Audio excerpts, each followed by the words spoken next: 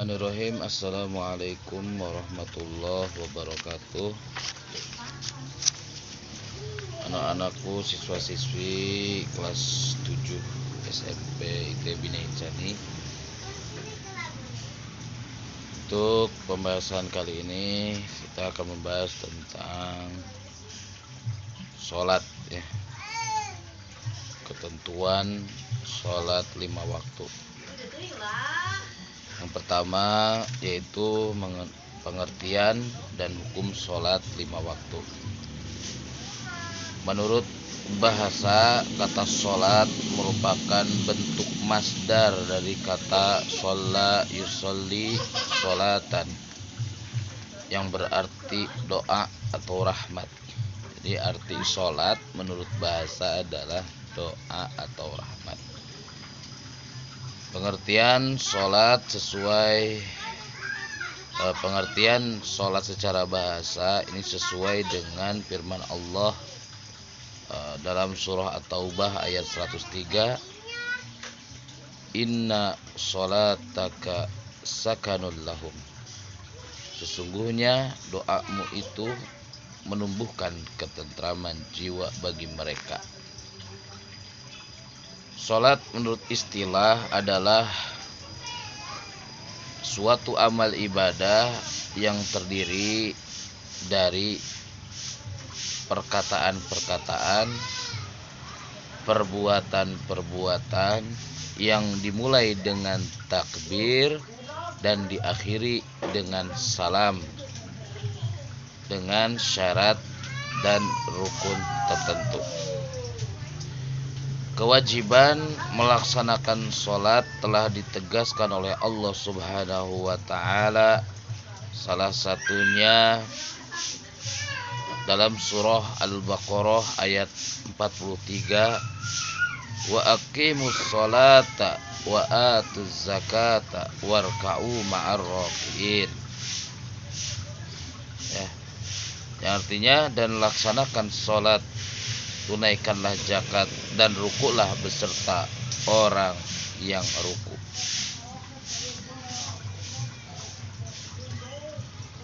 Berdasarkan ayat tersebut, maka sholat 5 waktu ini hukumnya fardu ain.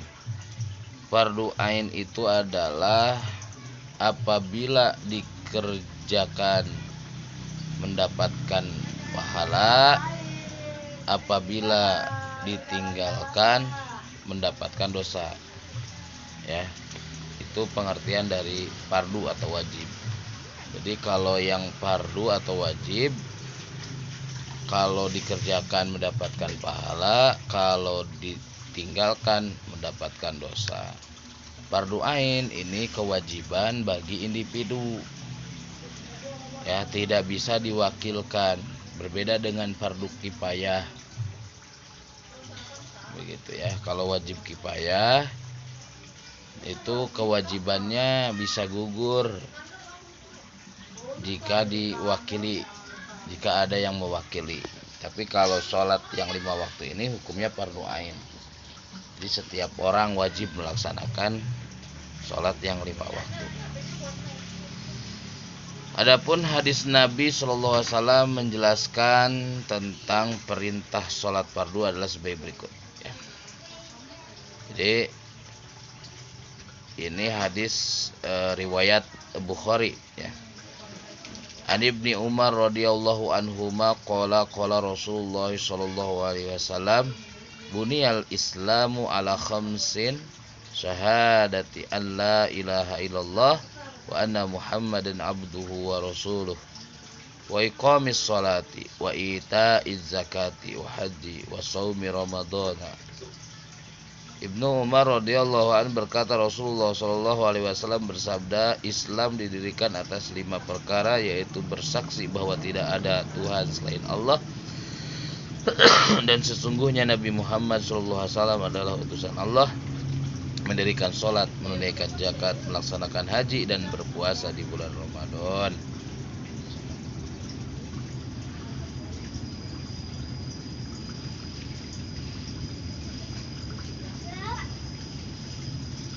berikutnya syarat wajib sholat. Syarat wajib sholat. Agar sholat yang kita lakukan sah, hendaknya memenuhi syarat-syaratnya, baik syarat wajib maupun syarat sahnya. Adapun yang termasuk syarat wajib sholat, yang pertama yaitu beragama Islam. Yang kedua suci. Yang ketiga berakal dan sudah baligh. Yang keempat telah sampai ajaran Islam kepadanya. Dan yang kelima jaga atau tidak tidur. Lalu syarat sah sholat. Syarat sah sholat yang pertama suci dari hadas besar dan hadas kecil. Yang kedua suci badan, pakaian dan tempat yang digunakan untuk sholat. Yang ketiga menutup aurat.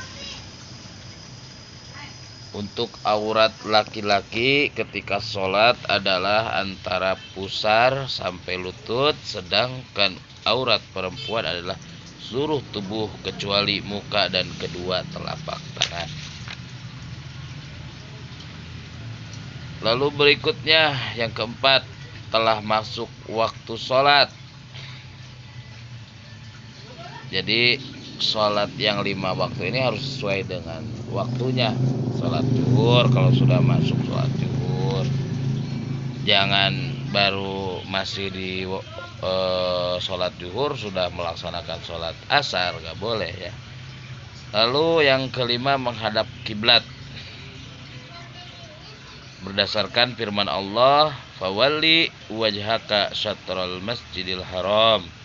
Hadapkanlah wajahmu ke arah Masjidil Haram. Quran surah Al-Baqarah ayat 149. Sebelum turun ayat tersebut, Nabi Muhammad SAW dan para sahabat melaksanakan sholat menghadap Baitul Maqdis yang ada di Palestina selama 16 bulan atau 17 bulan. Sejak turun ayat tersebut, Nabi Muhammad SAW dan para sahabat ketika melaksanakan sholat menghadap ke arah Ka'bah. Berikutnya rukun sholat.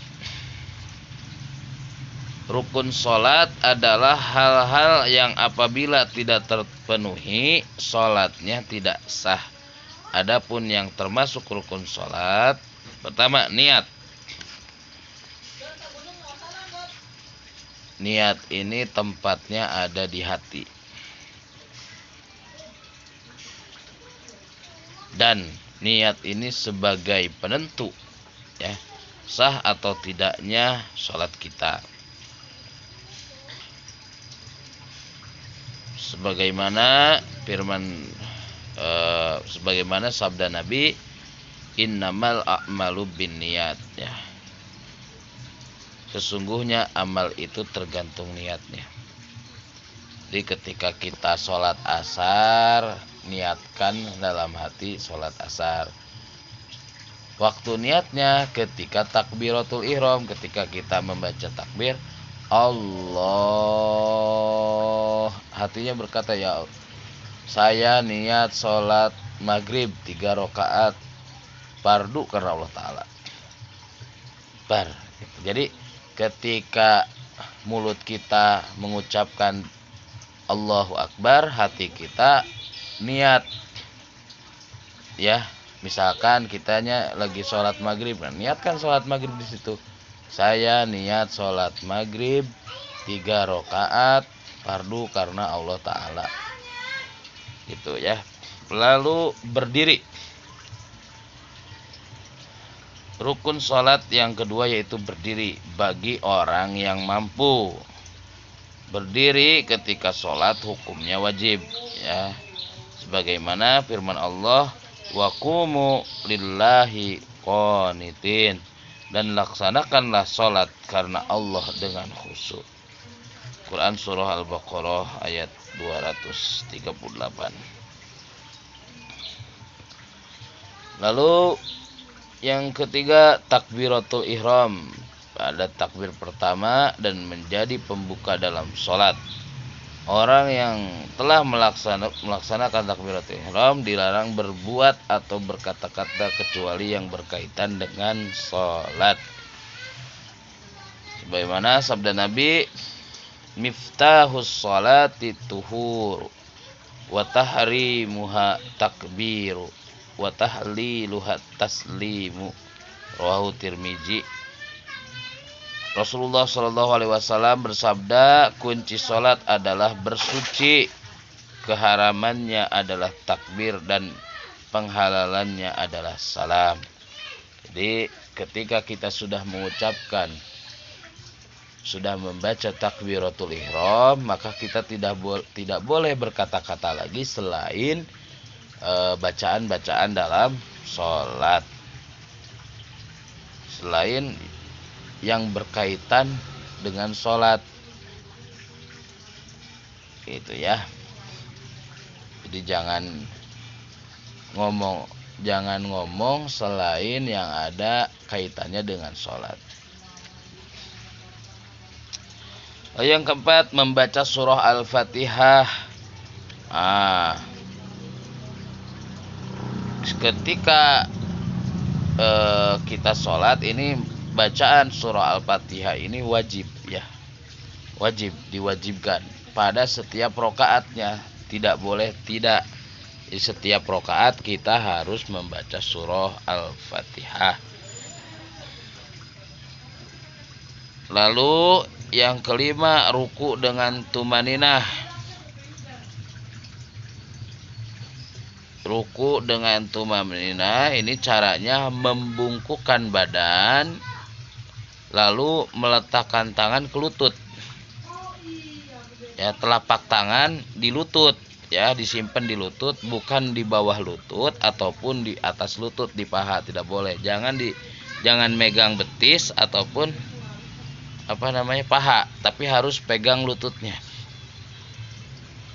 Dan punggung harus sejajar dengan kepala, ya. Dan pandangan kita, mata kita melihat ke tempat sujud. Itu cara ruku. Tumaninah itu nyaman. Jadi jangan terburu-buru, tenang. Harus tenang. Jangan kayak ayam lagi, ya, jangan kayak ayam lagi macokin pur. Gitu. Jangan petuk gitu, harus tenang ya, sholatnya harus tenang. Jadi harus tumaninah. Lalu yang berikutnya, i'tidal dengan tumaninah. I'tidal ini adalah bangkit dari ruku dan berdiri tegak lurus dengan tenang. Nah, dilakukan setelah ruku. Jadi setelah ruku, bacaannya itu sami Allahu liman hamidah. Tenang, baca dulu doanya, gitu ya. Lalu sujud 2 kali dengan tumakninah. Sujud yaitu membungkukkan badan dan meletakkan beberapa anggota badan ke lantai. Dahi, hidung, ya, telapak tangan, lutut dan ujung-ujung jari kaki. Ya, dilakukan sebanyak 2 kali setiap sholat, setiap rokaat. Ya, kalau ruku kan 1 kali, kalau sujud itu 2 kali. Dan ketika sujud ini tidak boleh terhalang. Ya, kening ini tidak boleh terhalang. Ya. Misalkan pakai peci nih, pecinya sampai sini nih nutupinnya nih, itu gak boleh. Jadi ininya harus terkena lantai ketika kita sujud, ya.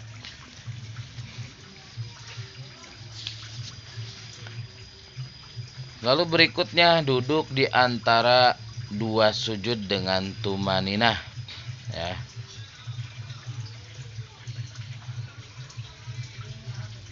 Jadi bangun setelah sujud, Yang pertama, untuk duduk dengan tenang.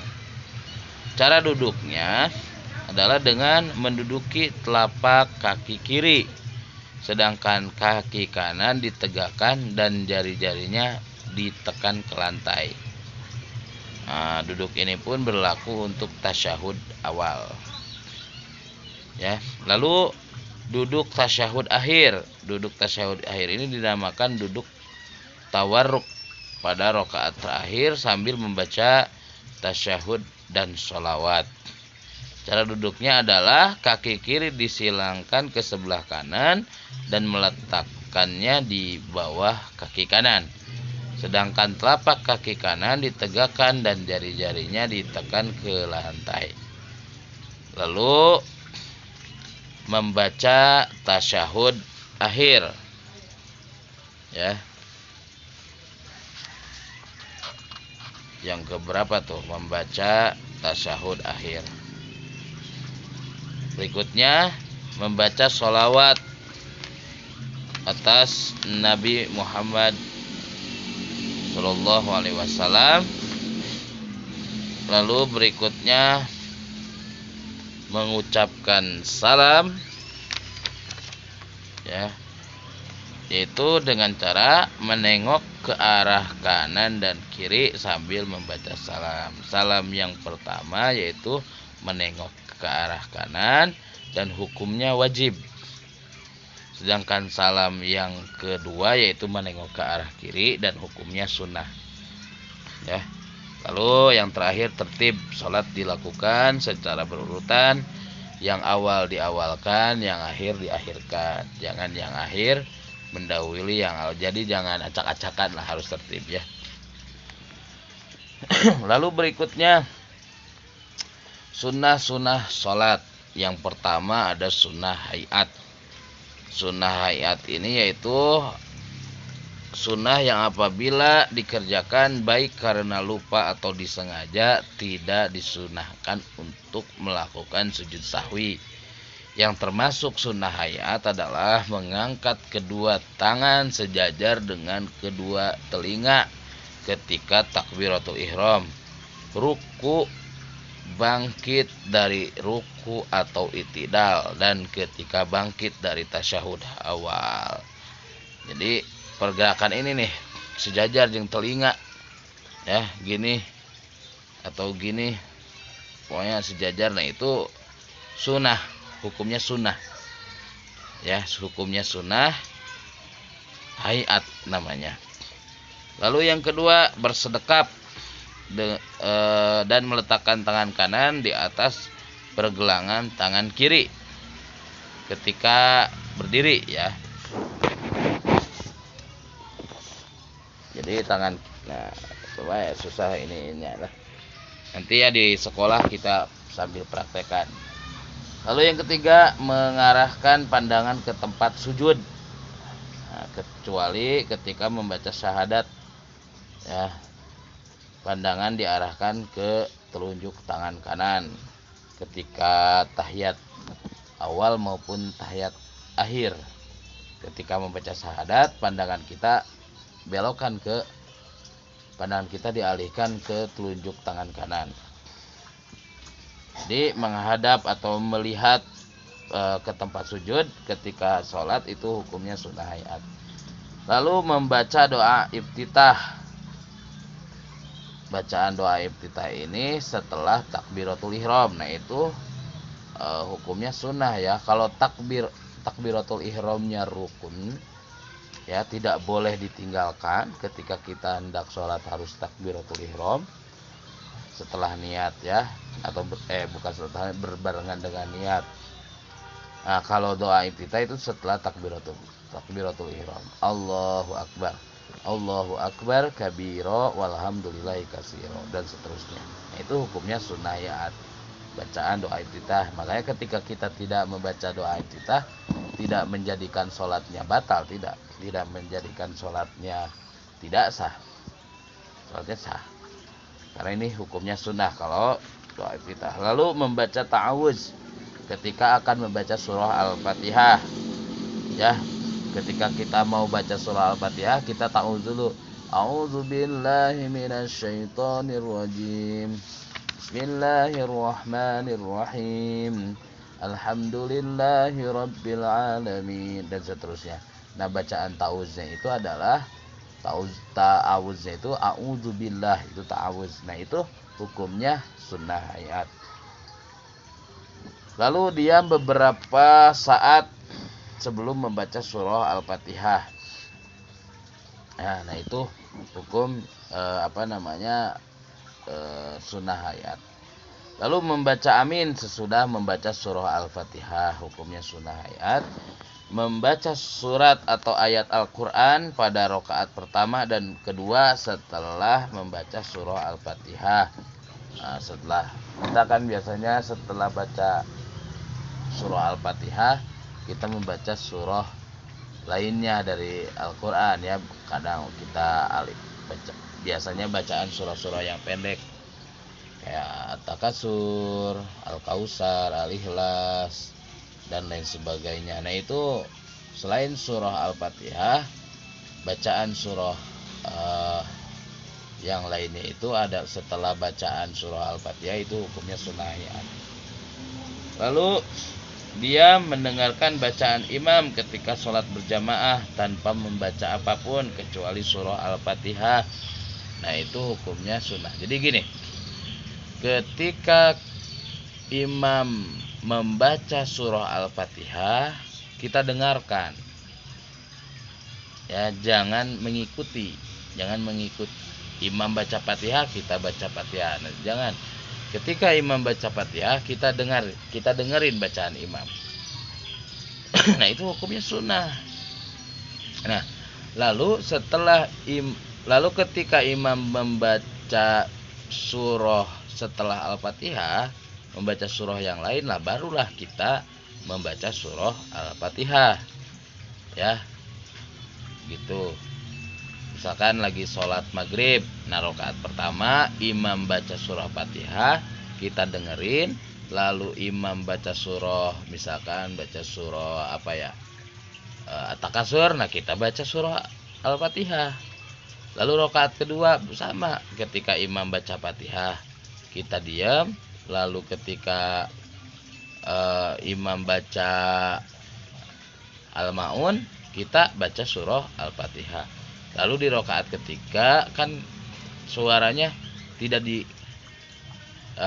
dikeluarkan ya, tidak dibesarkan.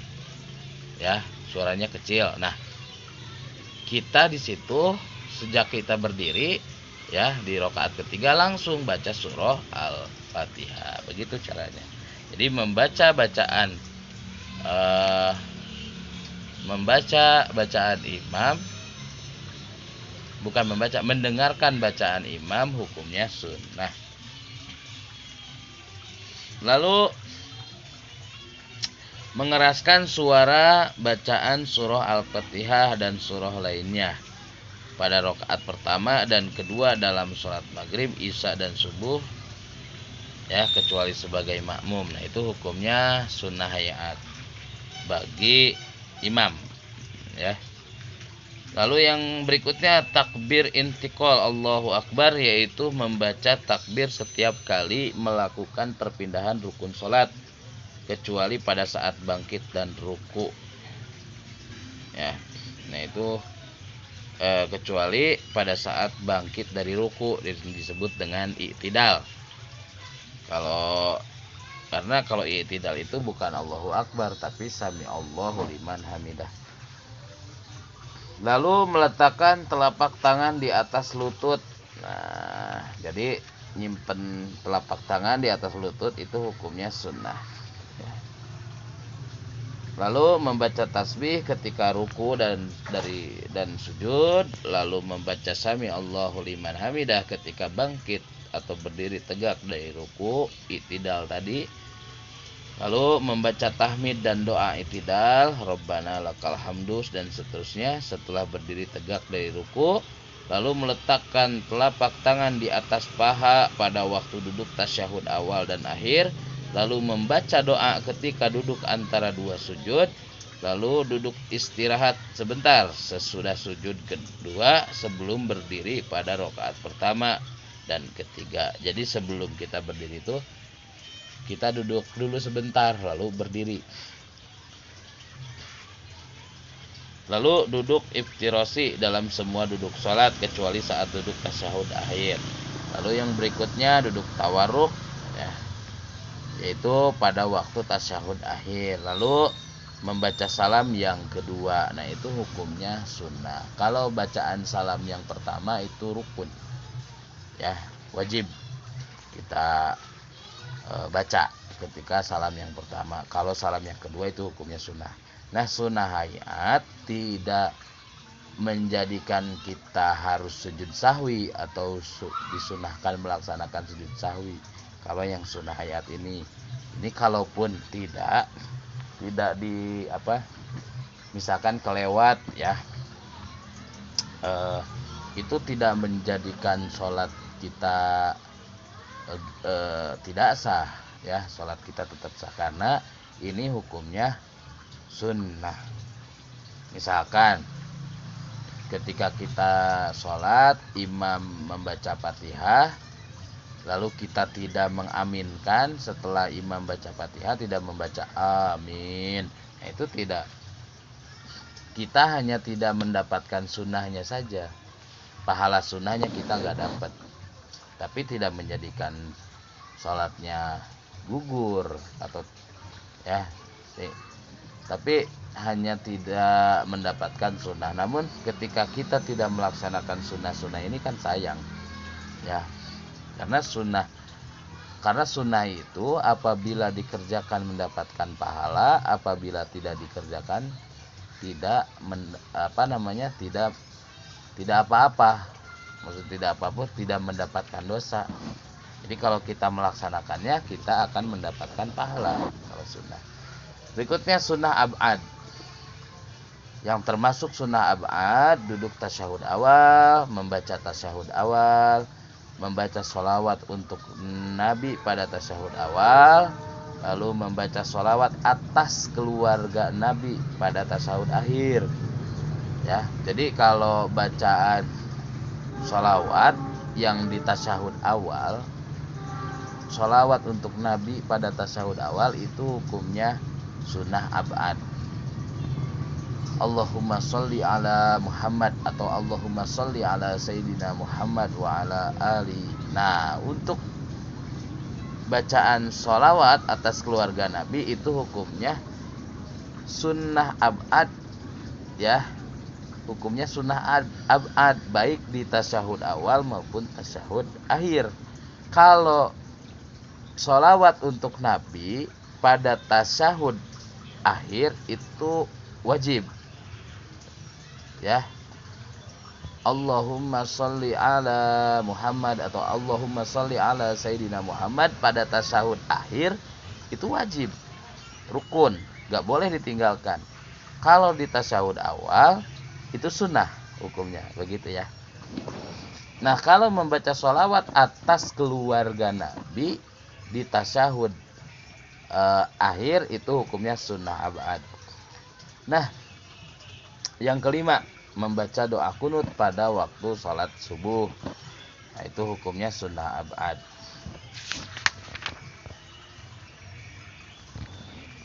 Nah, ketika kita lupa, ya, ketika sholat misalkan tidak duduk tasyahud awal, misalkan ketika kita sholat maghrib lagi nih, kita contoh sholat maghrib, kita lupa tidak tasyahud awal, nah maka disunahkan ketika ketika di rakaat terakhir sebelum salam kita sujud lagi, ya, ketika di akhir sebelum salam kita sujud lagi yang disebut dengan sujud sahwi. Nah, itu sunnah, ya. Jadi kalau sunnah hayat, jadi bedanya gini, kalau sunnah hayat ketika kita lupa itu tidak disunahkan melaksanakan atau melakukan sujud sahwi. Kalau sunnah abad disunahkan kalau lupa nih, ketinggalan, kalau lupa disunahkan untuk melakukan sujud sahwi begitu. Misalkan kita lagi sholat subuh lupa nih nggak kunut di rokaat yang kedua tuh, kita lupa nggak membaca bacaan kunut ya. Nah itu di akhir sebelum salam kita sujud sahwi, sunnah itu. Lalu hal-hal yang membatalkan sholat. Yang pertama, meninggalkan salah satu rukun atau memutuskan rukun dengan sengaja sebelum sempurna dilakukan. Misalkan ketika sholat kitanya tidak ruku ya, nah itu jadi batal ya. Terus misalkan tidak membaca surah Al-Fatihah, nah itu jadi batal sholat kita, tidak sah, harus diulang lagi dari awal begitu. Karena kalau kita meninggalkan rukun itu mengakibatkan sholat kita batal. Lalu tidak memenuhi salah satu dari syarat sholat dengan sengaja. Misalkan sebelum ketika kita sholat, sebelum sholat nih kita sengaja tidak wudhu, otomatis kan membawa hadas ya. Nah itu tidak boleh. Atau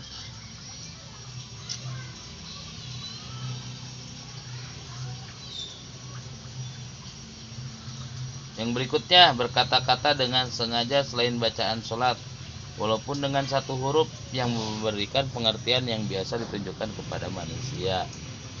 Bersolat, halo, batal, ya, nggak boleh. Lalu berikutnya, bergerak lebih dari 3 kali berturut-turut selain gerakan sholat dengan sengaja. Sholatnya gagacak itunya, garuk-garuk, nggak berhenti.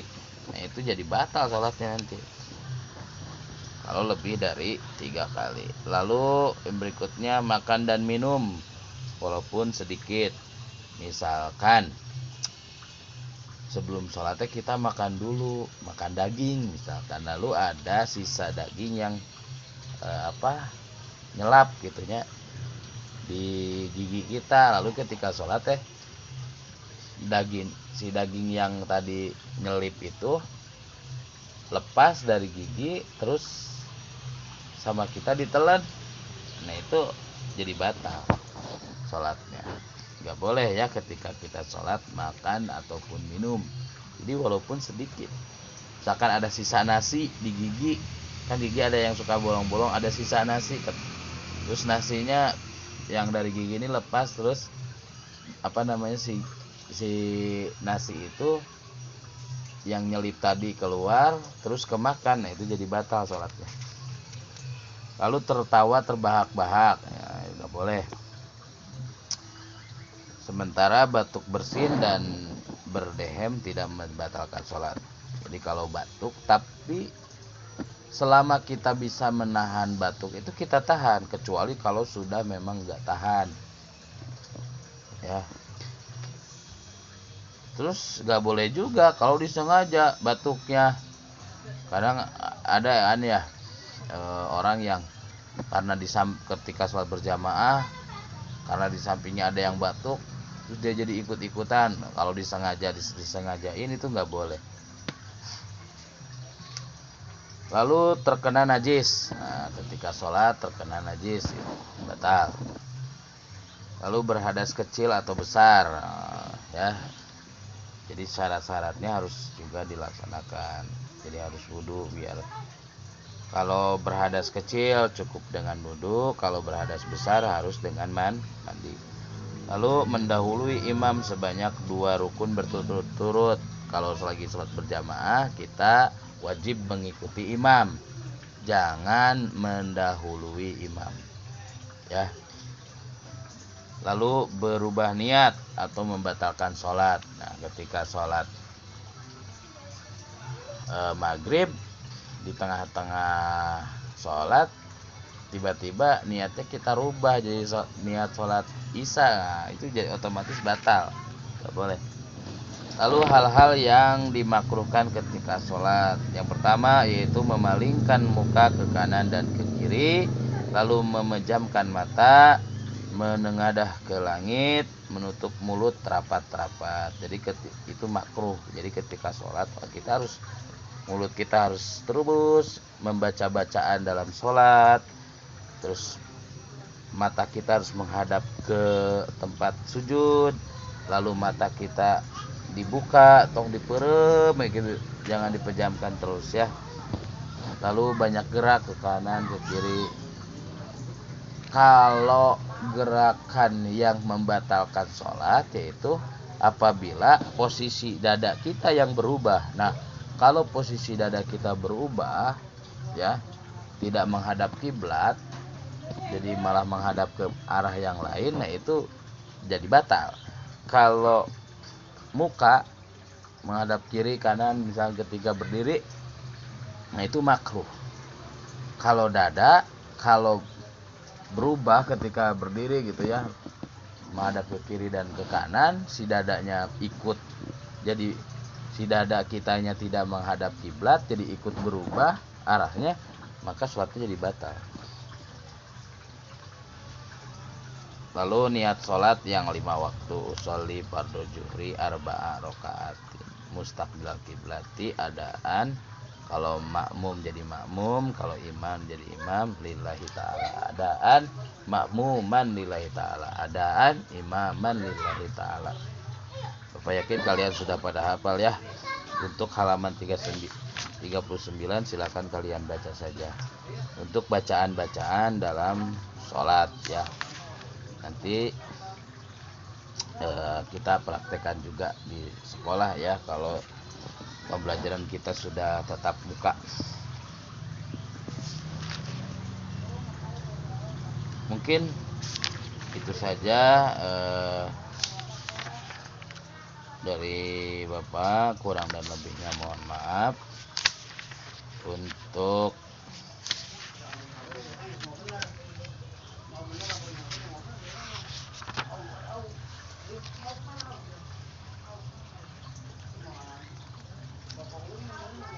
tugasnya kalian tulis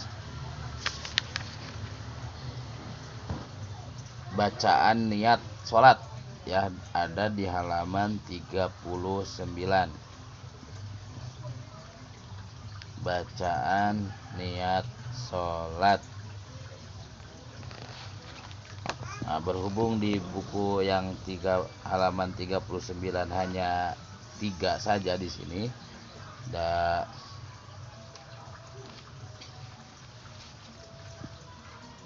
Oh ya, ini nih.